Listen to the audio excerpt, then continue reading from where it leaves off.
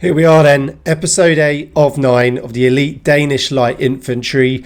As always, check out the original video in the description. Go and give them a like, share and follow. And if you could like, share, follow, subscribe to Combat Ready HQ, I'd hugely appreciate it. Go and check out some of our merch and our coffee blends over on our website as well. And check out 100% military safe and some of the best supplements on the market over at Combat Fuel. But let's get into the video. As always, comment below with what your thoughts are and what you want to see next.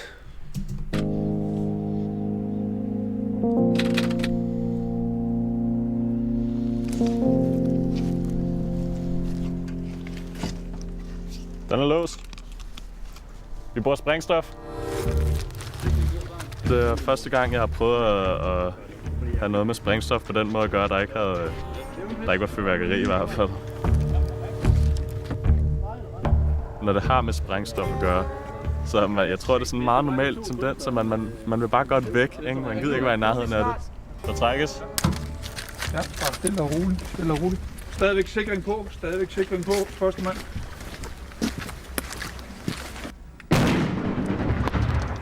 Made him jump.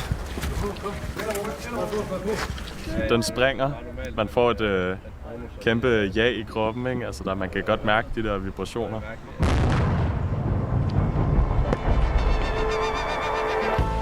Danmark er begyndt træningen af en helt ny type soldat. En dygtig skytte, der skal bære alt udstyr på ryggen, kunne overleve og kæmpe på egen hånd, og som skal marchere længere end nogen anden soldat i de danske kamptropper. Gennem et år har vi fulgt træningen af landets nye kampsoldater i Sønderjylland.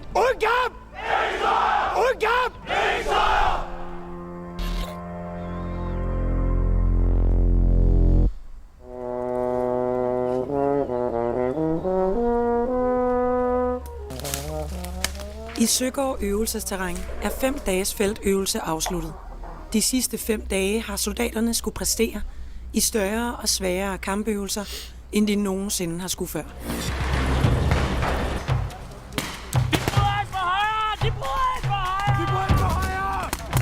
Hvor du skal lige finde den anden pakke fra mig.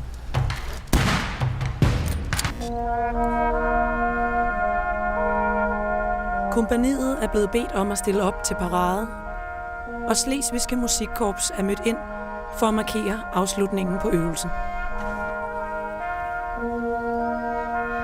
Og bataljonschefen, som også er kaptajn øvumschef, holder en tale for soldaterne. Der er fuld livkompagniets uddannelse den her uge, og det tager jeg hatten af for hver en. Der er blevet gået til stålet, og der har ikke været nogen piven. Uden jeres indsats, så var det ikke blevet til det, vi er i dag.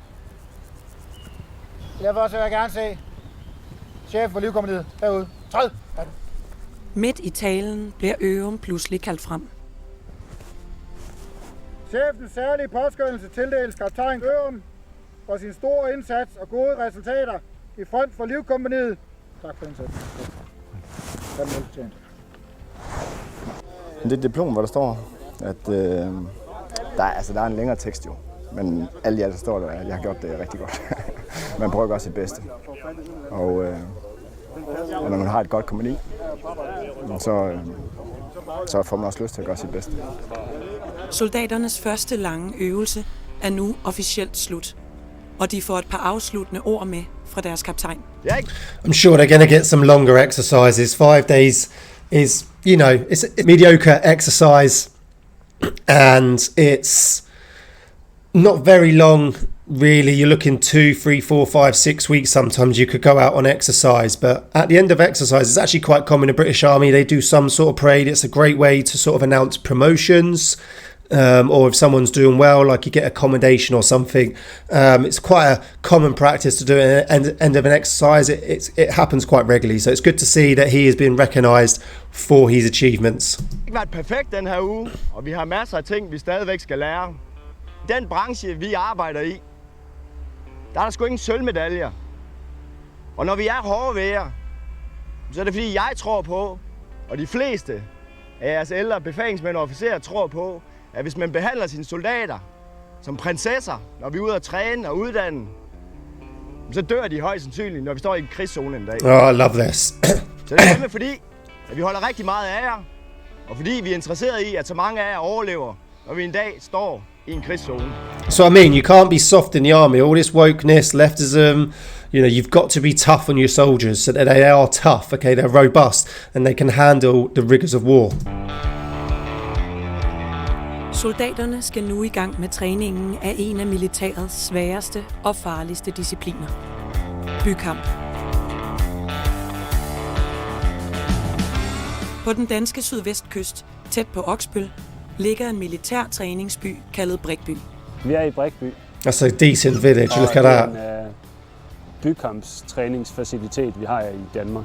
Hvis du skal kæmpe en krig, så hvor er det, at flest de trækker hen til nu om dagen? Hvor bor de fleste mennesker? Det gør de i byer, så det er som regel der, man bliver nødt til at kæmpe. Du kan også se det i Syrien, hvor der er rigtig meget bykamp, og hvordan byer er blevet fuldstændig smadret til ruiner på grund af bombardementer og lignende ting. Med sine åbne pladser og mange blinde vinkler, er by noget af det farligste terræn, soldaterne kan ende i. This looks like a really good training urban environment they've set up here. Det er altid der er størst tab. Soldaterne skal trænes i, hvordan de sikkert og hurtigt kan bryde ind i huse. Jeg ved ikke, om det er en drengeting eller en soldaterting eller et eller andet, men ting, der siger bang, det kan et eller andet, ikke?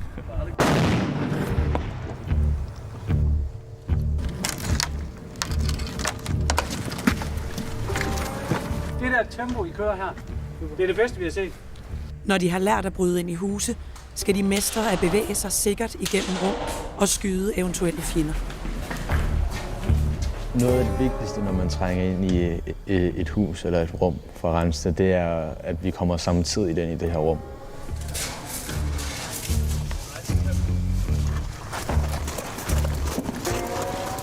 So what he means by that is you obviously enter in simultaneously. Obviously, the first guy is going to go in, and likely very high chance that he could be hit.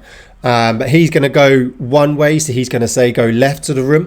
So he's going to clear from the left-hand corner all the way round, and then simultaneously the second guy needs to be right behind him, and they're going to go to the right, go right to the corner and clear round. Okay, so as he's going in, you're straight in after. So you may think he's going left. If he goes right, you just go left. Just go the opposite direction.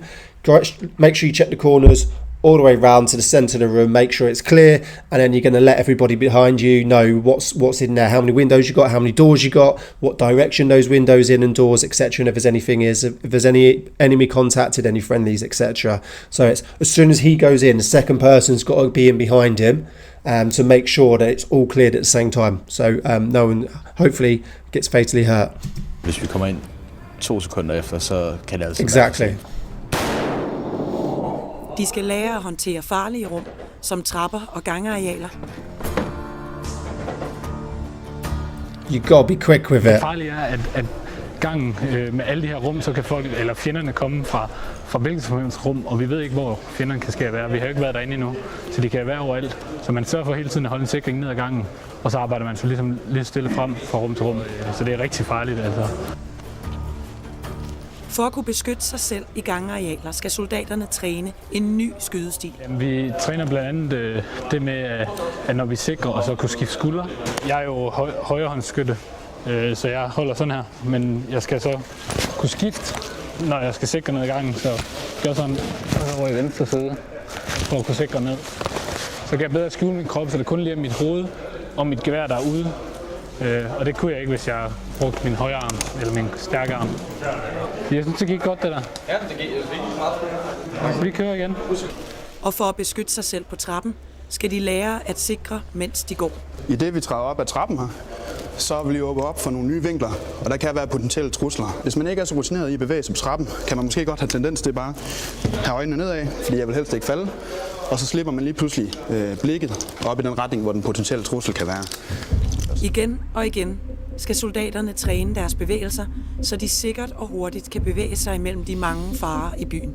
They've got a really good training set up here for these guys to do urban environments, and the British Army have had some great ones as well. Now they're modernising them all the time, but this is a great setup for urban environments. Selvom der er mange ting, soldaterne skal beskytte sig imod inde i husene, så det er byens åbne pladser, der er det absolut farligste sted for soldaterne. Hvad fuck laver I, mand? Hvad fuck har I gang i? Har I tænkt jer at løbe over en åben fucking plads? Nej, det er ikke fucking tænkt jer. I løber bagom den her vej. Ikke? Og de 2, der sidder her, de bliver sgu ved med at sidde og sikre indtil nogen der bliver forbi her. Og så kan de springe. Så sæt jer. Altså den hurtigste måde at dø på et bykamp, det er hvis at du løber for hurtigt frem, og du står inde i et rum med fjender. Det kan også være, hvis at du stiller dig et super dårligt sted. Altså for eksempel, hvis man gik her og stille sig midt på pladsen, det ville være et super dumt sted at dø. Fordi hvis du blev ramt, så hvis dine folk skulle hen for at slæve dig tilbage, så kan det være, at de også bliver skudt, eller at de ikke har mulighed for at komme hen til dig, fordi der er så kraftig fjendtlig ild. At bevæge sig gennem byen på den sikreste måde er en svær øvelse. Der er utallige ting, soldaterne skal tænke på. Husk nu, har det været med at forhaste jer og lave andet mega hurtigt, som der gør lort. Ikke? Gør tingene ordentligt. Gør tingene korrekt. Ned i tempo, så det bliver ikke et andet skod, man laver. Og på de første gennemførsler ender de i flere farlige situationer. Ja. Den der pige, der stak ud af det hus, der er Ja. Jeg tænkte også lige selv over det, men det er bare svært at komme i dybden. Jeg havde sgu da ikke set, at der var fjender der, mand. So what he's been picked up there for is obviously having his barrel out the window. It's an obvious sign, is it? If there's enemy walking by, looking out, scanning buildings, if you spot a barrel, you know basically someone's in there. So when you're obviously looking out of a window, you want to stand back with your best possible eyes on, with nothing sort of sticking out the window so that they can't see you. Der står til væggen der. Jeg vil nok skyde op på ham, der kigger på dig lige nu.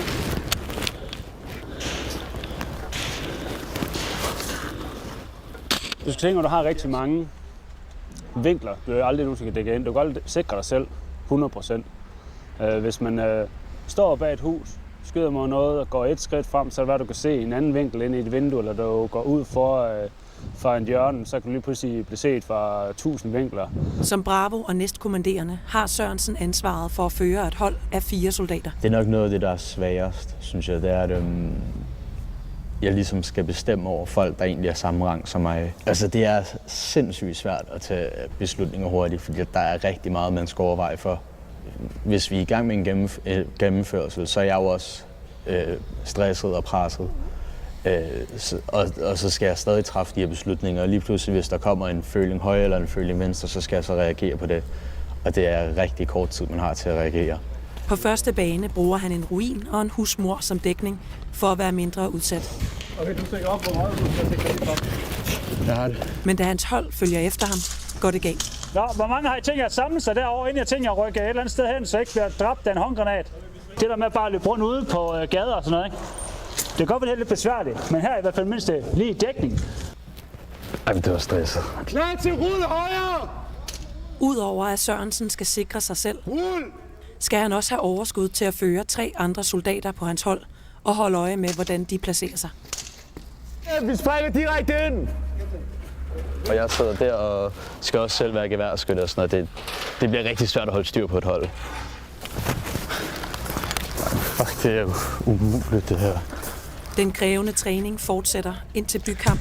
This is obviously where it comes with experience. Obviously, they're doing things slightly different here. I don't know if this is just how Denmark works, obviously, because they're setting up a new unit.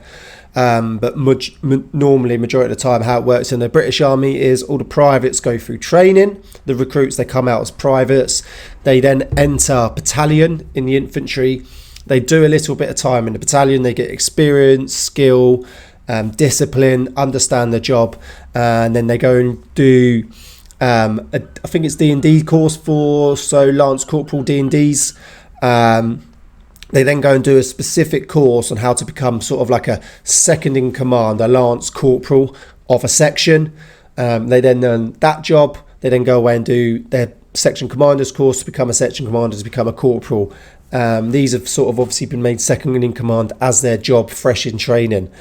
So it's going to be slightly harder for them as they've not had the experience actually on the job, but they're doing well. Er helt inde under huden på soldaterne. Væk fra de åbne områder, igennem hus og sådan noget. Det er det, vi gerne skal bruge. Spring!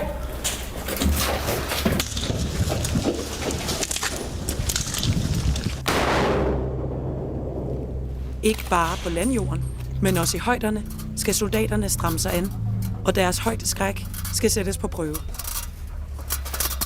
Vi vil helst være herude i det åbne. mindst muligt.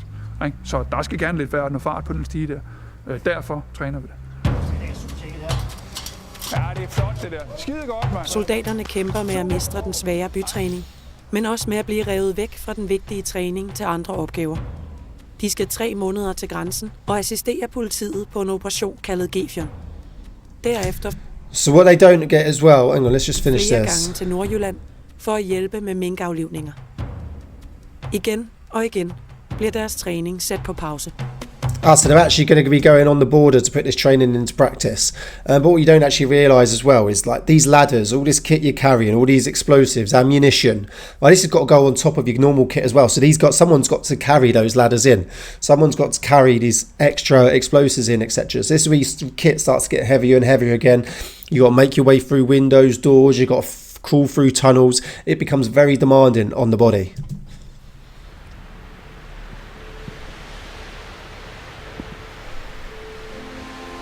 En tidlig morgen i Brækby møder kaptajn Ørum soldaternes chef op. Godmorgen. Godmorgen. Lad os håbe på, at minkballonen den ikke går op i næste uge. Sådan som jeg tolker den politiske situation, jamen, så tror jeg, der er nogen, der er lidt mere varsomme med at trykke på den store knap i den kommende tid. Så lad os håbe, at den ikke bliver trykket på i næste uge, så vi kan fortsætte med det, vi egentlig er sat i verden til. Nemlig vores kernekompetencer at være lette infanterister og kunne tage i krig. Det er en presset stemning, som Ørum møder i Brækby. For om meget kort tid skal soldaterne til Kenya og træne med det britiske militær. Og med alle de afbrydelser, deres uddannelse har haft, er der tvivl om soldaternes niveau er højt nok. Og så går jeg ned. Decent. I did 2 Kenyas while serving in the British Army. Absolute brilliant exercise. These guys will thoroughly enjoy it. There's all types of training you get to do out there. It tests you in a really harsh environments with the heats, the kit you have to wear, some of the mountains and the hills you have to go through, the stupid bramble and thorn bushes, the animals, and then they always put on a great exercise out there. I've thoroughly enjoyed both of them, so it's a good training environment for them. Og så sætter jeg en handlebane op hernede for fordelingen, og så går vi ellers på. Det er den sidste store prøve i Brækby. Nu skal det vise sig, om de få træningsdage, soldaterne har haft, har lært dem nok til at stille deres kaptajn tilfreds.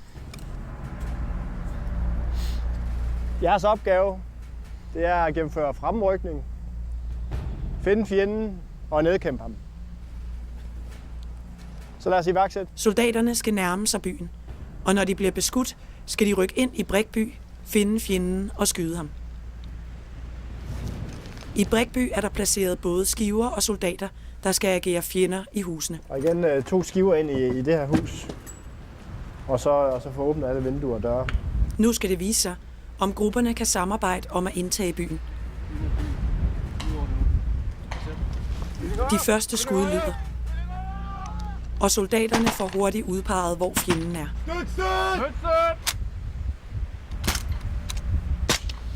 So you want to get our initial rate of fire down, win the firefight. Og hjælpe hinanden sikkert frem til husene. Mens en gruppe skyder, kan en anden gruppe bevæge sig. Okay, so the other squad's giving them cover and fire, so they can move and get across the open ground.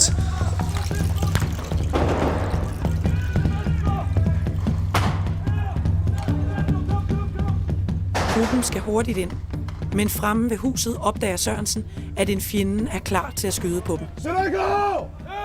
En infanterist i bygning 5, 2! Har det! Skarpskytten! Hold om den! Klar til at gå ind! Let, træk længere ind! Med sikring fra skarpskytten trænger gruppen ind i kælderen af huset. Nu skal de op ad trappen og skyde de 2 skiver, der er i bygningen. Ja. En infanterist nedkæmpet. Med 2 fjender nedkæmpet, hjælper de nu næste gruppe ind i byen. Klar til at støtte ens storm på hus. Har det? Jeg har det.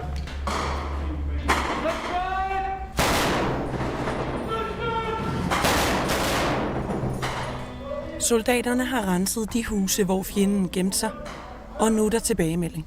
It seems to do that pretty quickly. Jeg synes sgu, de indbrud, I lavede, det rumkamp, jeg trods alt så lidt af, det så rigtig fornuftigt ud. Så pissegod start. Nu sker der som regel det, at når I får ros, så stiger det jer til hovederne. Og så er I nogle badasses uden lige, og I er awesome. Og så fucker I op i anden gennemførsel. Lad være med det. Himlen åbner sig over Brikby, mens soldaterne venter på, at de næste skiver og fjender Now the er weather passeret. comes in. Og Typical. det er en lettet kaptajn, der kan sætte næste bane i gang.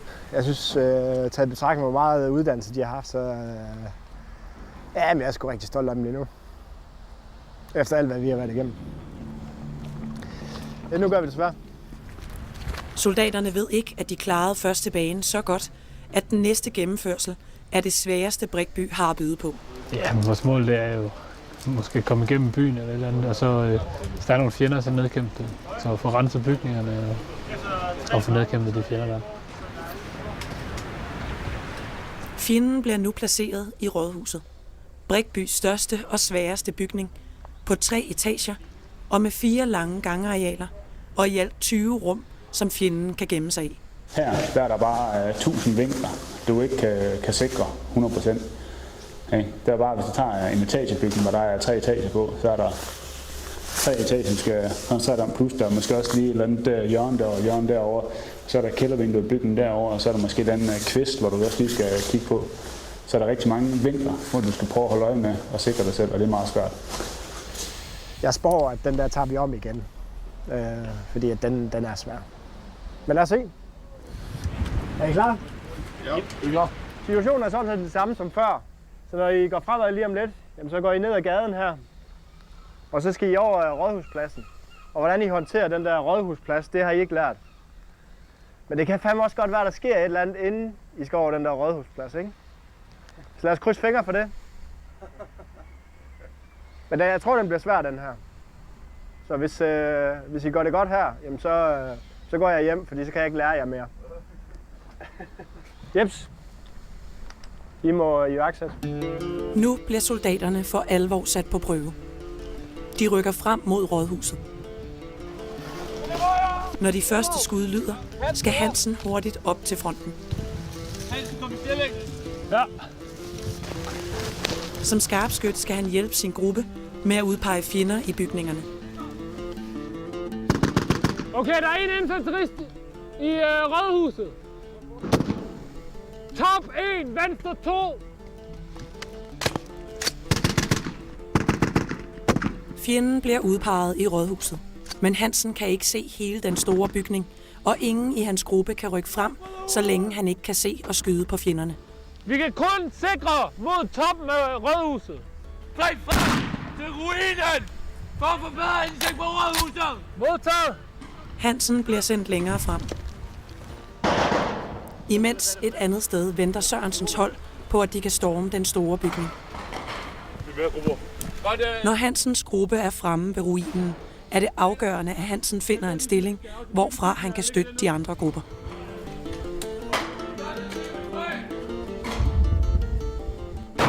Top 1, venstre 3, en infanterist.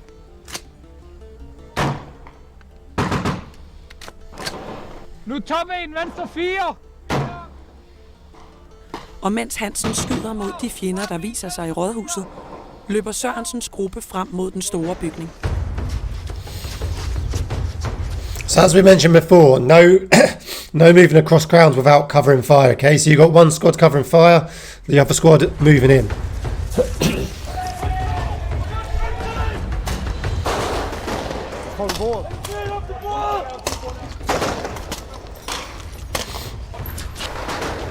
Use whatever you've got around you to get in the building. If there's a table, use the table. Sørensens hold er først inde i rådhuset. Vi skal have noget fart på det her. Fordi at så snart vi trænger ind, så har vi jo egentlig overraskelsesmomentet.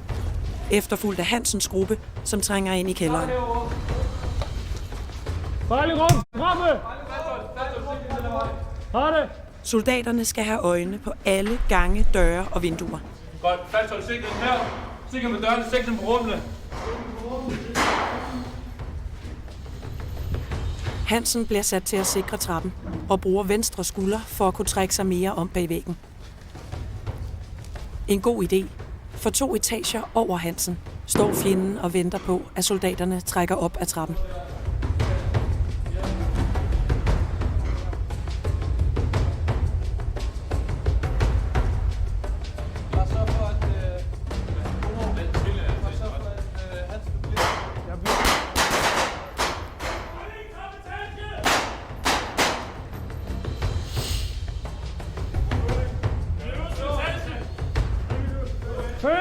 Øverste etage! Panserværnsskytte Burø holder sikring på fjenden, så de andre soldater kan bevæge sig op ad trappen. Soldaterne skal bruge det bedste, de har lært, hvis de skal have kontrol over den store bygning.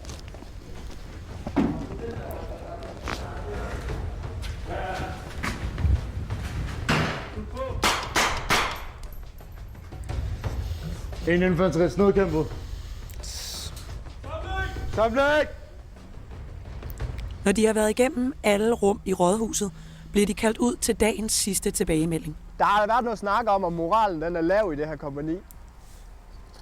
På grund af G-fjern, på grund af minkoperationen. Og jeg var faktisk lidt i tvivl om, hvad jeg ville forvente i dag. Men det her, det var rigtig godt. Det var faktisk på grænsen til pissegodt. Præmien for de gode gennemførsler er en varm frokost inde på rådhuset. Always nice to get inside and get a warm brew on and a warm bit of lunch. Dagen er gået over al forventning. Og trods et år fyldt med modstand, kan soldaterne stadig nå at få det niveau, de skal have, for at kunne klare sig i Kenya. Yeah, definitely. I think they will be totally fine in Kenya. And like I said, Kenya is an absolute brilliant exercise where it really tests the soldiers, the companies, the battalions, the battle group, whoever's sort of going out there in a range of aspects, whether that's light infantry, engineers, signals, artillery, medics, dog handlers. It's where they all come together and they really get tested in a really tough and extreme environment. Where you come out at the end going, I've really learned something from that, but you've also had fun, you've enjoyed it, and you've become better as a soldier. In there, they've done really well, and this is where sort of urban environments, you really see why you have to be physically fit. You can't really be overweight. I'm not talking about you need to be really skinny, but you can't be obese, and you can't be lacking in fitness because you're carrying kit, you're running through the streets, you're climbing through windows, crawling through little holes, tunnels, climbing up ladders, climbing across ladders, moving in quickly through buildings, making your way up and down stairs. Just going up a set of stairs is hard enough. Adding body armor, helmet, ammunition, water, food, explosives, ladders, etc., whatever you're carrying. So urban environment really tests you, and it really shows you why you need to be physically fit in the army, and especially the infantry. But sometimes infanteers might have someone else attached, artillery, signals, RMPs, whatever it is, medics, right? So please, like, maintain a good level of fitness when you're in the military, when you're in the army. It's your job, you get paid to do it, you get paid to maintain a level, so make sure you do it, and this shows why. Within urban environments, you want to maintain momentum, but that doesn't mean doing everything super quick. So maintain momentum, meaning when you start the attack, try and take rooms and buildings sort of consistently. You don't want to sort of take one building with another 5 buildings and then get bogged down in that building where you're taking sort of enemy fire and casualties. You want to clear that building, and as soon as you're ready, sort of quickly move on to the next building, or you might be attacking them simultaneously. So maintain momentum. Don't try and get bogged down, because once you get bogged down, it basically just enables the enemy to you've lost the surprise, so they know you're there, and then they're going to start building up their defences, moving locations, and it's going to make it harder for you. So if you maintain that surprise, move through the buildings quickly, it's going to stop the enemy sort of building up those defensive positions, and sort of spreading out across the city, town, village, whatever it is, to sort of halt your movement. When entering a room, like he says, they were a bit slow on it sometimes, but still relatively new, but I think they did good. When you enter a room, there's 2 of you simultaneously, okay? So as soon as that guy goes in, the lead guy, whether it's left or right, the second guy literally should be on his shoulder into the opposite corner. So if he's going right, you're going left. You don't even need to say anything. You just watch him. If he goes right, you're going left. If he goes left, you're going right. Nothing needs to be said. You just know that's happening. Into the corners, round into the centre of the room, and then whatever you see, let the people know behind you. Obviously, if you see any enemy, make sure you engage them. If you see any friendlies, make sure you don't engage them. And then used to sort of like try and leave one person in a room in each building, but you just can't do that anymore. It's just not possible. You just don't have the manpower unless you're going in with a massive battalion. So when you go in a room, just normally find a way of marking it. There's been a couple of ways that they sort of do it. I know some countries do it. You can get like a certain colour silo, throw it in the floor so you know that room's been cleared. Sometimes they sort of silos or like a little flag system out of a window to let them know whether it's been cleared, whether there's any enemy in there, etc. So when you go for a room, mark it, it's clear, move on to the next one, and just maintain that momentum. Right, so try and move as fast as you can, but as safely as you can. But these guys are doing absolutely brilliant. I am loving this series. Only one episode to go now, so we'll have to look for a new series. I've got plenty lined up. Hopefully you're enjoying this as much as I am. Like I said, check out the merch and the coffee blends over on our website. Check out Combat Fuel for some of the best supplements on the market and 100% military safe. And I'll see you in the next video.